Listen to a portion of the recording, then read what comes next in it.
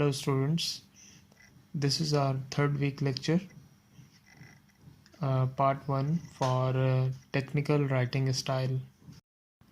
The lecture outline for this week is technical writing style basically, and after that writing clear sentences, writing clear paragraphs, and revising for clarity, and organizing clearly. So these all are the topics. We will not exactly get into these topic one by one, but overall we will see how the writing strategy will work, and what are the do's and don'ts of the writing style on which we have to focus it on, and also what are the main areas we should have a concern about it. So again, writing clear sentences, how we can write the clear sentences, and again if we write clear sentences, so it will make up a clear paragraphs. Secondly, revising for clarity and organizing clearly. So here you can see that the major focus is on the clarity. The reason is the major reason for discussing too much about clarity is that because if there is no clarity in writing, so it will be very difficult for the audience to understand sometimes, and also it is very much sometimes the audience was unable to understand clearly, so the message cannot be conveyed clearly.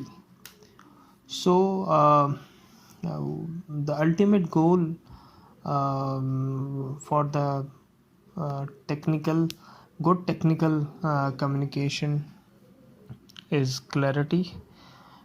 So for example, if you write a letter, report, email, message, or user manual, whatever, to your readers, the problems can occur. Unclear technical communication can lead to missed deadlines, damaged equipments, inaccurate procedures, incorrectly filled orders, or danger to the user. So this is very important. Again, one example I want to share with you, especially related to clarity, that how clarity can work. So one way to achieve clarity is by supplying specified or specific information. For example, if you write abstracts or adverbs such as some or recently, your readers will interpret these words in different ways. The adverb, for example, recently will means for example 30 to 40 minutes ago to one reader, yesterday to another, and the last week to a third reader. So this adverb therefore is not clear. The same applies to an adjective like some. You write, for example, I need some information about budget. Your reader can also guess what you mean by some. This is important. What I said, like for example, if you write, I need some information about budget, and your reader can only guess that what do you mean by some. So it is very important to clarify that which desired budget do you want. For example, if you want budget 2012, 11, 13, 14, which one? So if the statements or sentence are vague, unclear, with unclear adjectives or adverbs, so it will create a problem, and sometimes um, it will create a mess also. So in the very first slide we have an example of this, so we can see that how this unclarity will cause the damage. So this is the example for the clarity. So this is the before portion. So here is mentioned that our latest attempt at modeling preform protectors has led to some positive results. We spent several hours in department 15 trying different machine settings and techniques. Several good parts were modeled using two different sheets thickness. Here's a summary of the findings. First we tried the thick sheet material at 240 Fahrenheit. This thickness worked well. Next we tried the thinner sheet material. The thinner material is less forgiving, but after a few adjustments we were making good parts. Still the thin material caused the most handling problem. So there is a lot of issues in this paragraph, in these two small paragraphs, like some of the adverbs and adjectives are underlined: latest, some, several, thinner, few, thick, thin. Like as you know, being an engineer, these are the unspecified quantities. Like if I say this is a thick sheet, so being an engineer, your next question will be what is the thickness of the sheet? So if I don't mention it, so that means that is very unclear, and I cannot understand myself that what should I take the thickness. Or same is the case with thin, or like several good parts mentioned here, several hours mentioned here. For example, someone is asking from any student that how much time is required by you to prepare for examination, and you just reply that I require several hours to prepare for exam. So that will be an unclear answer.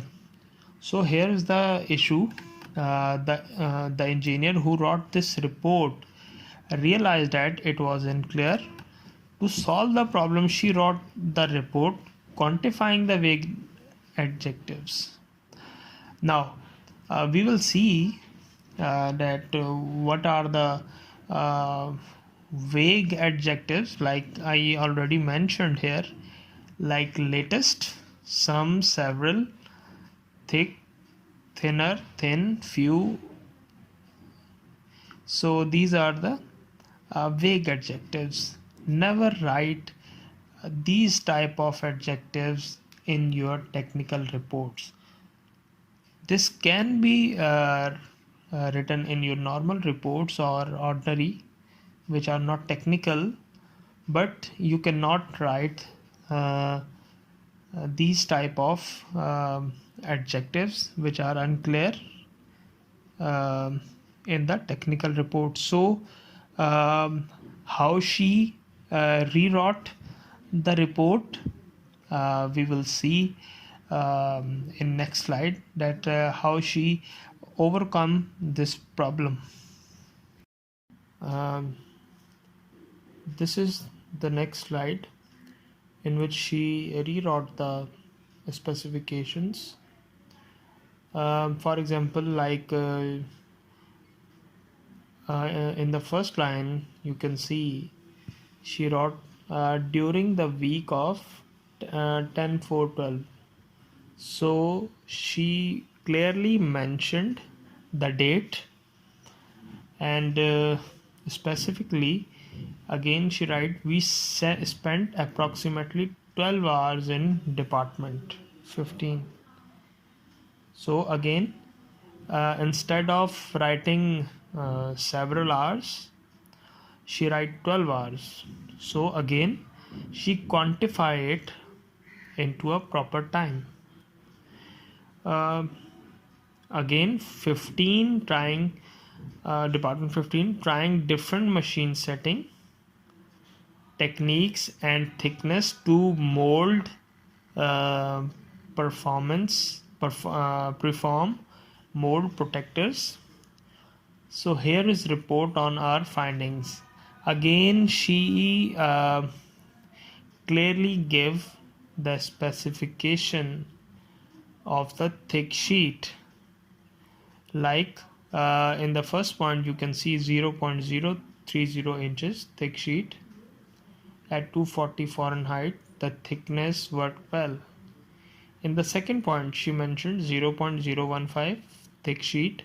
This material is less forgiving, but after decreasing the heat to 200 Fahrenheit we could produce good parts. Still material at 0.015 inches cause handling problem. So you can see that she mentioned clearly the technical specifications for both sheets. Again she quantify it with proper temperature values, and also she gave a gauge of sheets also. She gave the gauge of sheets also. Now anyone or any concerned person who will read this document will have a clear understanding about the thickness of the sheets, about how many time they spend and trying out in different machines. So now the statements are not vague. It is crystal clear that everyone should who read this document or these lines will clearly understand. So this is the way how technical writing deals, and this is the main difference between a technical writing and an ordinary writing, like we study in our first lecture. Again I will give you one more example regarding to for example electrical engineering. For example, if some of you went to a shop and from home someone told you that bring a stabilizer for your refrigerator, and you ask no question about any specification, and straight away you went to the shop for buying the stabilizer. Now when you ask the shopkeeper about the stabilizer, so he will definitely ask you about the ratings, that how much rating of the stabilizer should have.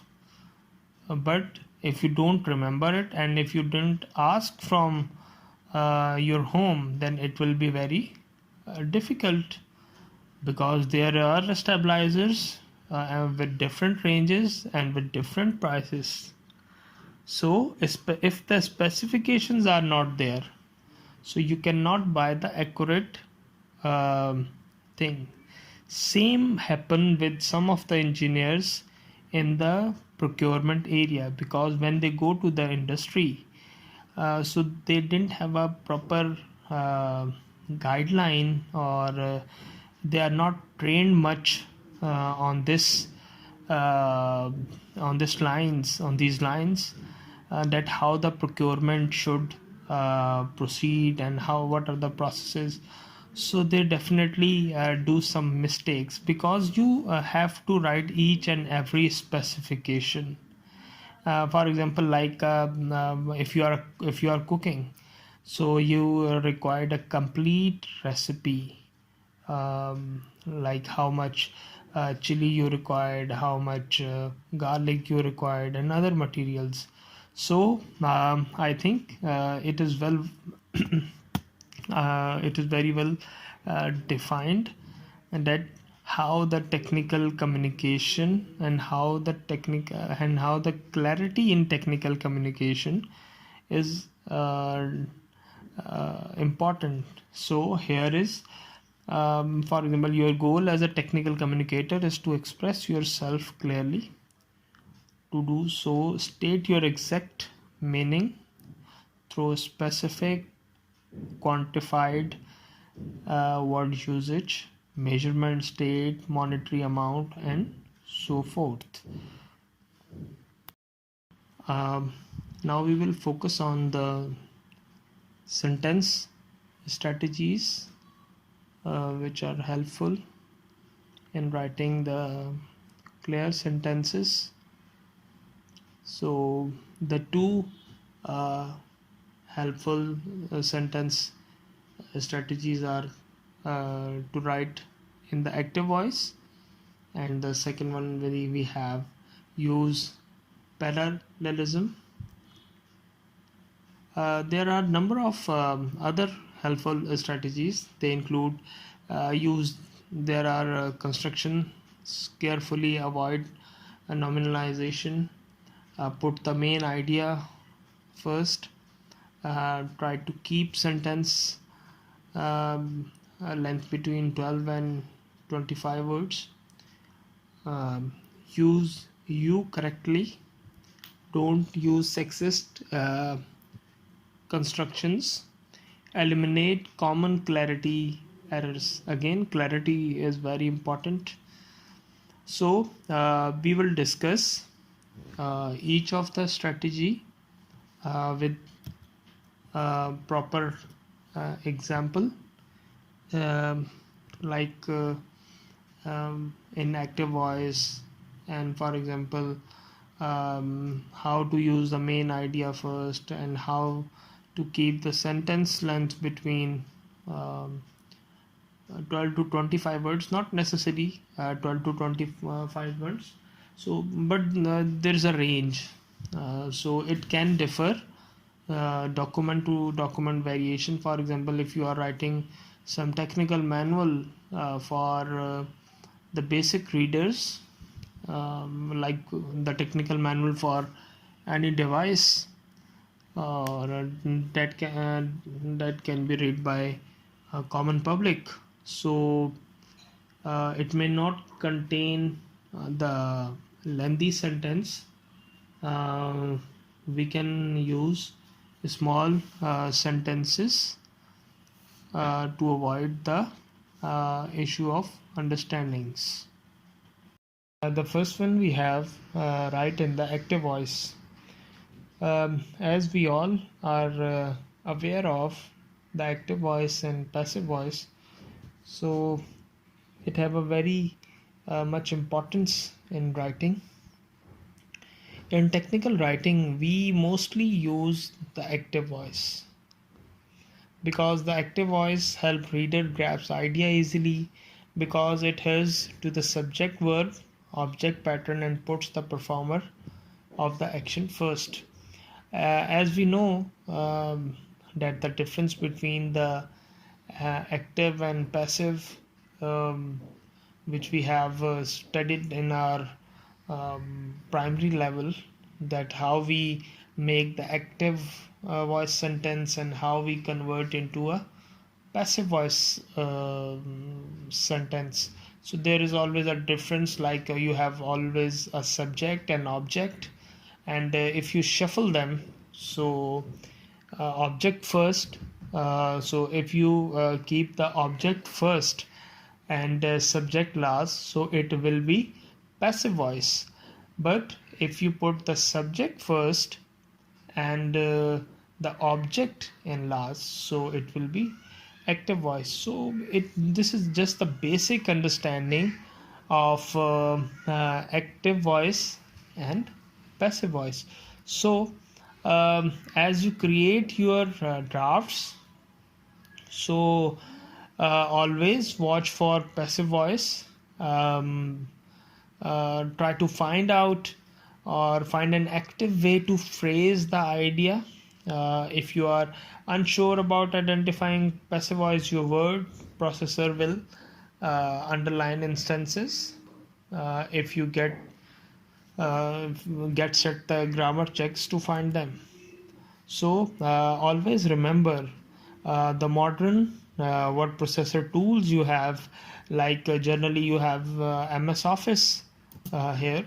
More than that, you have online tools also, um, uh, which will perform these check for you.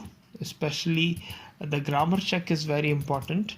Most of us are using the wrong grammar strategies in drafting reports, but these softwares really help us to find the best possible way to write in a correct manner. So again here in the next slide we will do some examples to understand about the passive and active voice conversion. Write in the active voice. Here is an example. Like the first one is to move the person acting out of a prepositional phrase. So the passive voice you have, the test was conducted by the intern. So how you move the person acting out of prepositional phrase. So the active voice for this is the intern conducted the test. Now the second one you have supply a subject, for example a person or an agent. Here the passive voice is here this is just the example showing you, for example a subject, like this method was ruled out. Active voice here is the staff ruled out this method, because identifying a person is important, because in passive voice you didn't have a clarity about that who ruled out this method. So when you write this in active voice, you clearly mentioned here that the staff ruled out this method. So these are the two examples related to specific situations. There are more examples in the next slide. Now we have used the passive if it is accurate. The passive voice is not always wrong, and it is not the thumb rule that it is mandatory to always use the active voice, but to avoid it is the best option. For instance, it is properly used to show that a situation is typical or usual, or to avoid an acquisition. For example, here typical situations need no agent, like Robots are used in repetitive activities. The second one is active verb required an unnecessary agent. Companies use robots in repetitive activities. Now the active accuses you violated the ethics code by doing that, and the passive avoids accusing is the ethic code was violated by the act. So this is the a small example, and you have many example if you follow the book which I have recommended you. Use parallelism. If a sentence or a paragraph has several ideas, parallel structure indicates to the reader that the ideas are equal in value. So here is the example. The following sentence contain three words like they are of equal value because they each tell you what Adam did at each step. They are parallel because each has the same form past tense. Adam went into the store, bought an ice cream, and sat on a bench eating it. So this is the example for the for this. Again, when you are writing the manuals and especially memos and proposals, there are more examples which I will discuss in next slide. Now we have some example using for use of parallelism, like the faulty sentence we have my duties included coming in early in the morning and doing preparation work to cook on the front line, train new employees, and took inventory. So the words that are not bold in italic, the words that are in italic, so they constitute a series. For example, if I use the parallel sentences, so I can write my duties included coming in early to do preparation. Now see the difference. In the faulty sentence, you have my duties included coming in early in the morning and doing preparation work. But here is you just write my duties included coming in early to do preparation. The second one is cooking on the front line, but in faulty sentence it is written that to cook on the front line, training new employees, and taking inventory. So when the reader for example, as a reader, if you read in a flow like my duties included coming in early in the morning and doing preparation work to cook on the front line, train new employees, and took inventory. But in the parallel way, I wrote it my duties included coming in early to do preparation, cooking on the front line, training new employees, and taking inventories. Same is the case you are coming in the university, and for example you are taking the multiple classes, and for each class you don't have to mention, so you can use the parallelism. Same is the case. The second example here is the faulty one is Typical writing situations include proposals, the sending of email, and how to update the system. So here you can see in the parallel way we can write typical writing situations includes editing proposals, sending email, and updating the system. Now by doing this you are providing an ease to your reader or audience, because you can see there is a complete coherence between the sentence structure.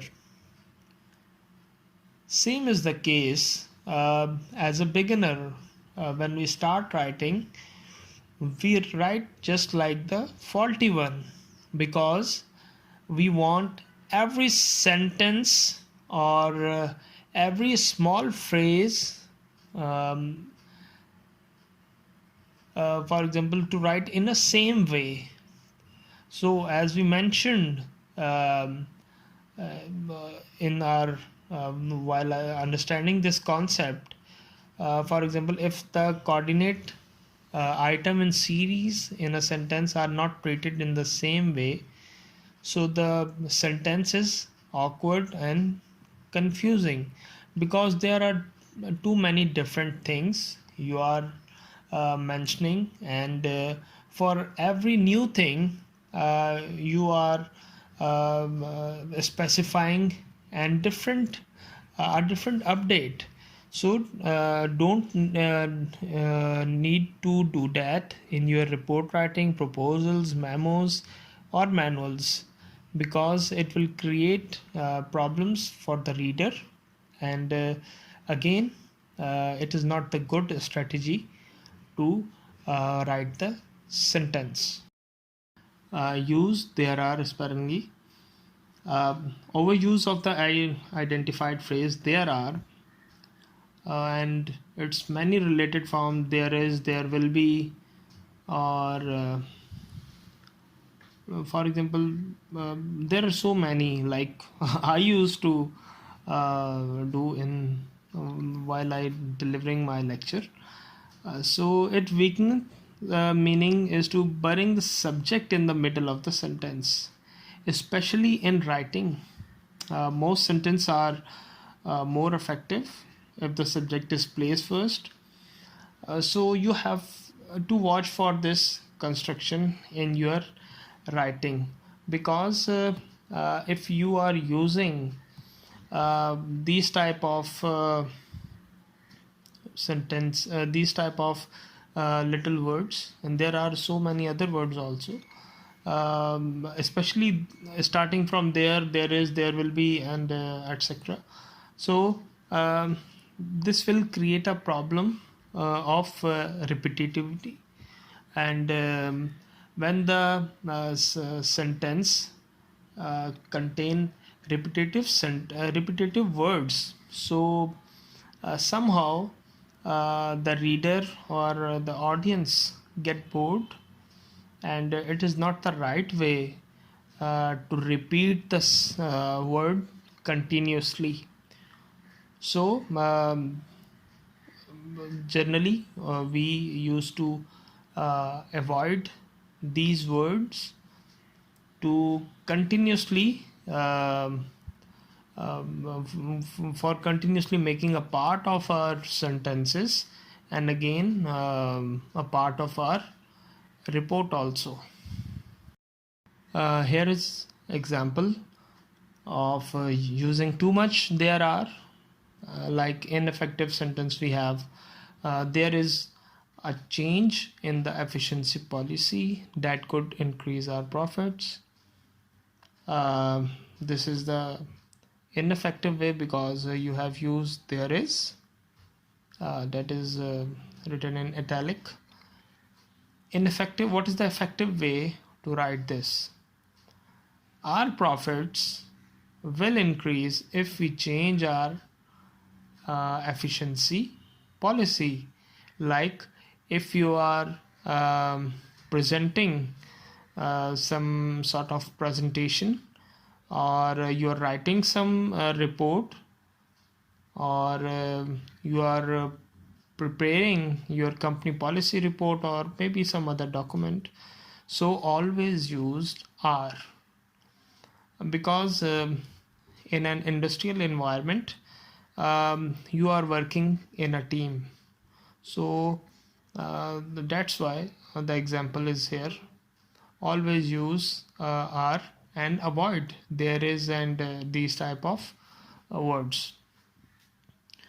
The second example, the ineffective, like there are 3 problems that this process has.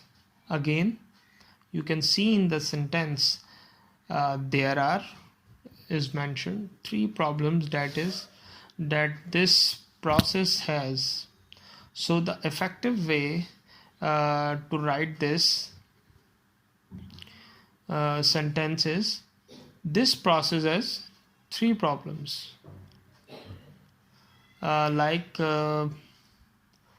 Again, an ineffective way is there are 2 reasons why we should talk about abandoning our current location.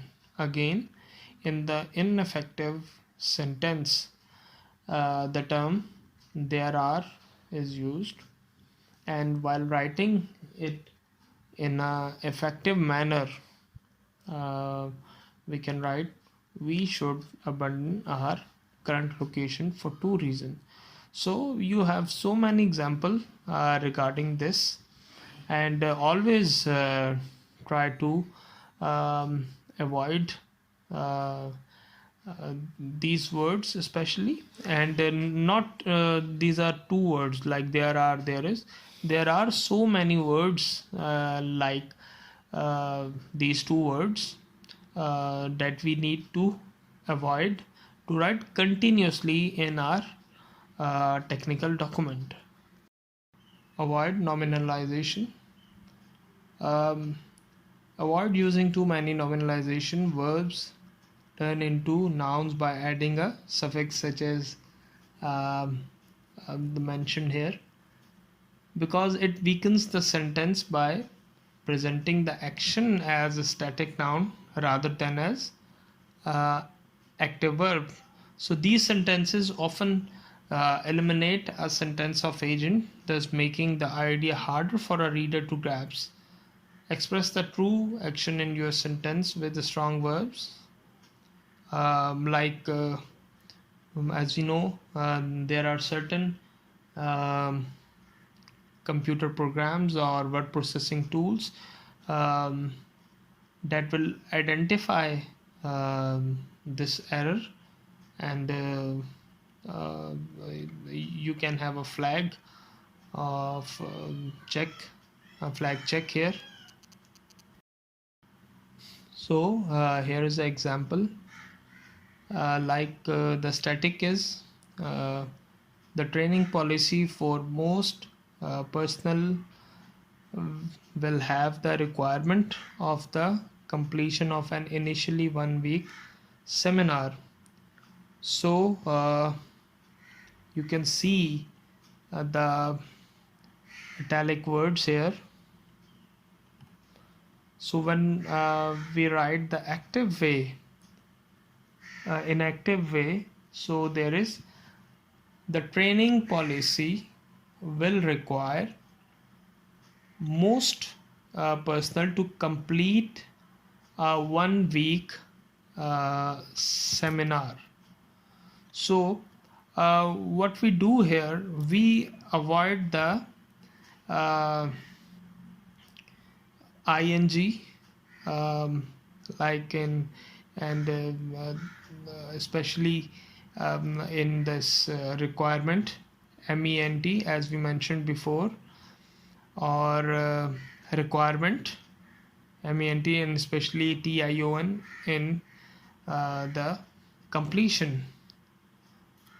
The second one is there will be cost for installation of this machine in the vicinity of $10,000. So it can be written as, we can install this machine for about $10,000. So you can see from installation to install. So you avoid ION. Again, you can write same way in the machine will cost $10,000 to install. Remember students, these are the basic techniques. So whenever you write, you just have to keep in your mind, if while writing specifically in the beginning, um, you will have some problem to follow all these rules. But remember, when you are used to it, um, there is no way out that stop you for becoming a good technical writer. The next one is put the main idea first. Remember, as I mentioned in our previous lecture, that whenever you start writing, you have to keep your audience in your mind, and most importantly, your motive of writing is very important. That why are you writing some document? And remember, the journalist questions we have discussed in our previous lecture, that to whom we are responding, what, why, how.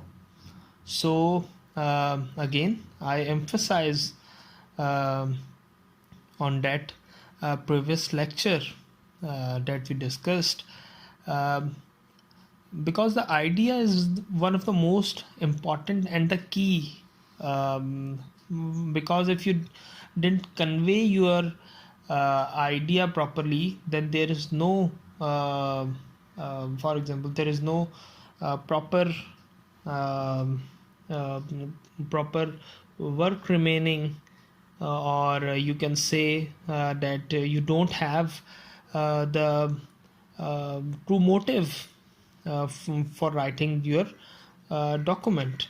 So the idea is the most critical thing that you are conveying.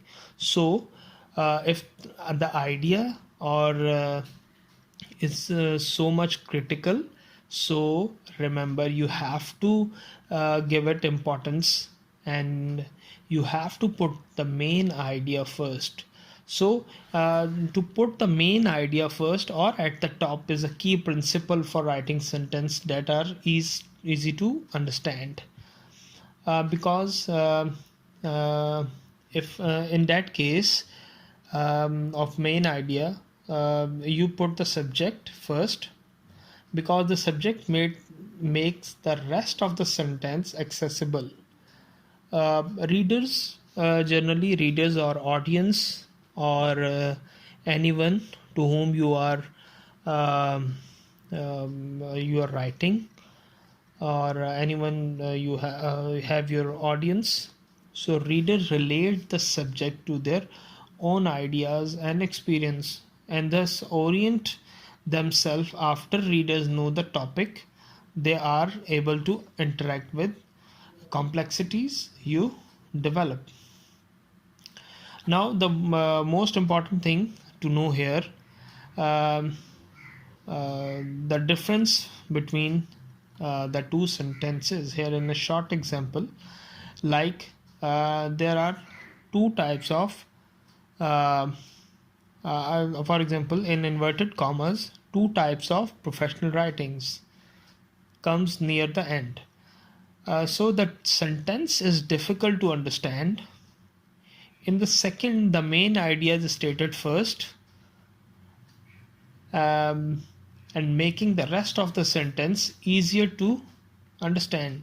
We will understand later with one more comprehensive example in our next slide. Here is an example, like main idea is the last.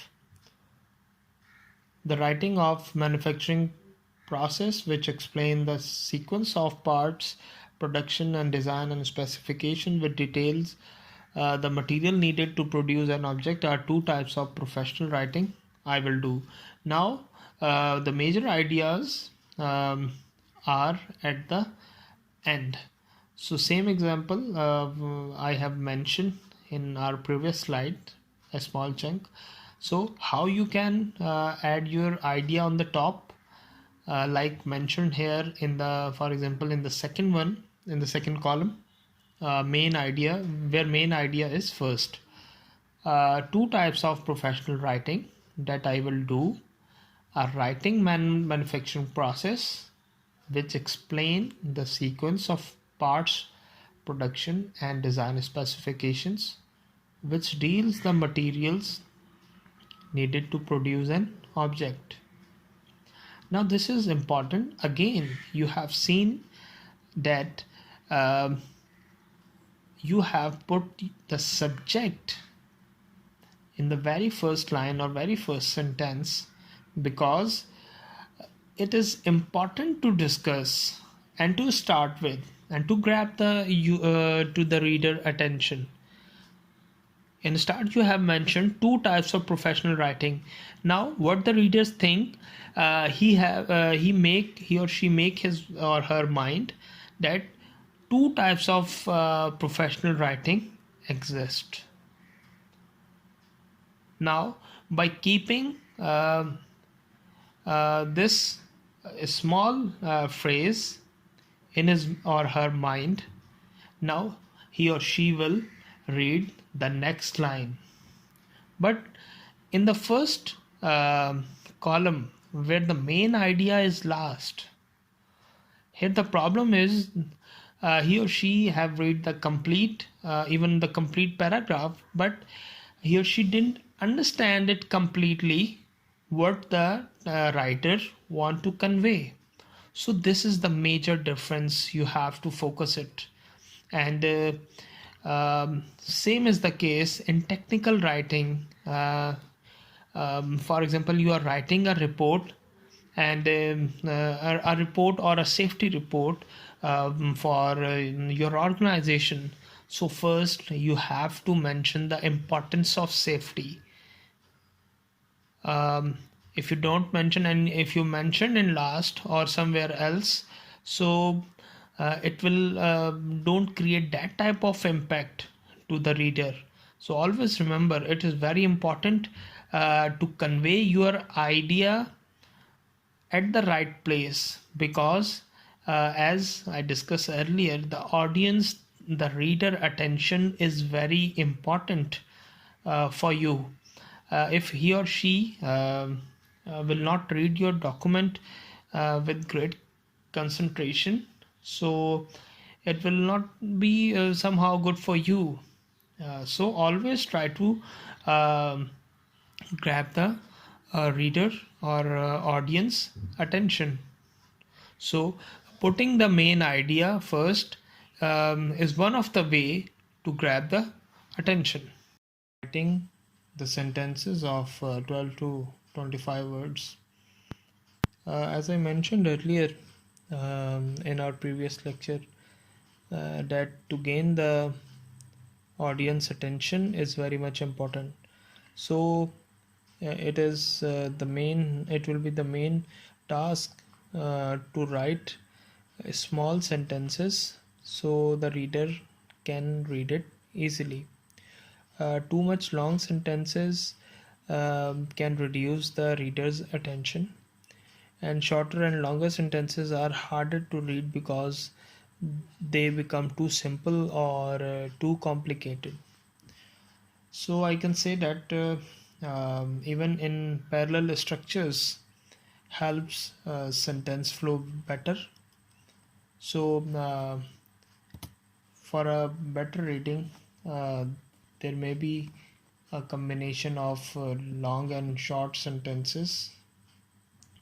Generally, longer sentences, especially those employing the parallel construction, can be easy to grasp. So we can say that if we write meaningful sentences, between these this standard. I cannot say that it is some hard and fast rule that you must write between 12 to 21 words of 12 to 25 words sentence. It depends on your uh, writing also, that if you are writing a report or if you're writing a proposal, so it depends. So again, here is the example of a 40 words long sentence. That is, the problem is the efficiency policy, which has measures that emphasize producing as many parts as possible. For instance, 450 per hour compared to predetermined standard, usually measured by machine's capacity. You can say 500 for rating 90%. So how we can reduce this sentence? The problem is the efficiency, which calls for producing as many as parts as possible compared to a predetermined standard. If a machine produce 450 yards and if its capacity is 500 per hour, it has rating of 90%. So remember, in your pre-writing stage, when you don't too much care about that what are you writing or exactly or clearly or conciseness, so in first go you can write the sentence, but later on in your writing and rewriting stage you can sort out that what are the weak areas and what are the longer sentence that can be reduced into the smaller sentence, or maybe that can be right on a you can say between this 12 to 25 words barrier. So always remember that don't write too much long, and along with that don't write too much short sentences, because somehow they are conveying some unclear idea. So we can remember that clarity is also one of the most important trait that we have to follow while writing. The seventh one is use you correctly. Well, in writing, don't use you in formal reports. Although writers often use you in the informal reports, use you to mean the reader.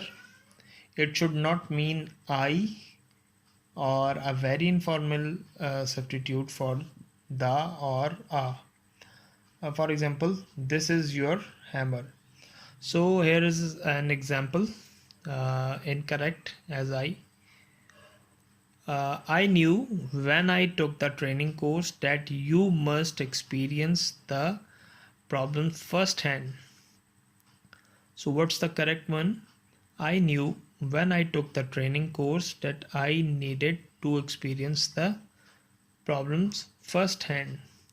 Now the difference here is you can see that in the incorrect one the U is italic. Instead of you can use the I. So that will be very easy for the reader to understand. Avoid sexist language. Well, the sexist writing is the language which excludes one of the sexes. For example, writing, I have an example like I said, all of the policemen gathered at the parade. Now, this sentence is sexist because it excludes women. The correct word to use is police offers, not policemen. Um, there is a history regarding this. Um but the major problems that we face with the sexist writing is that sexism entails leaving a portion of the population out of an uh, intelligent exchange. A responsible writer wants to steer clear from the sexist language, particularly in non-fiction and business writing, because it is deemed inappropriate. It can uh, show some biasness towards writer. So, for example, when we write, I want to gain the reader's trust, so I can build credibility and respect. If we have to refer to all subject in the articles as he or him instead of he or she, or him or her, or simply they or them. So it is very much point of concern. So in professional positions, always use, for example, don't use the word mailman. You can use mail carrier. Instead of flight attendant, you can use stewards. Waiter and waitress instead of server. Remember that specific gender doesn't necessarily dominate a field of use. For example, like firefighter instead of a fireman, police officer, like I mentioned earlier, instead of policeman, homemaker instead of housewife, or you can say that business person instead of businessman. So it is always for balanced writing, it is always recommended to avoid the sexist language.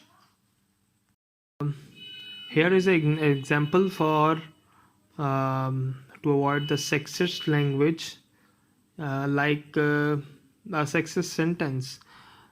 The clerk must make sure that he punches in. So if use an infinitive, the clerk must make sure to punch in. If you use the plural, the clerk must make sure that they punch in. So use the plural to refer the plural sense and singulars. Everyone will bring their special dish to the company potluck. Now, the point of understanding here is that avoid he, she, or this type of, like I mentioned in previous slide. So here is a clear example, like the best one is use the plural to refer the plural sense singulars. Everyone will bring their special dish to the company potluck. So these are some for example, they are 7 sentence, or I think more than 7 sentence strategies for meaningful writing. So again, keep following this while writing your reports, manuals, or once you start writing in this way, so it will become your habit. Again, it will be not easy for a beginner to write all the writings by following all the rules that I have tell you.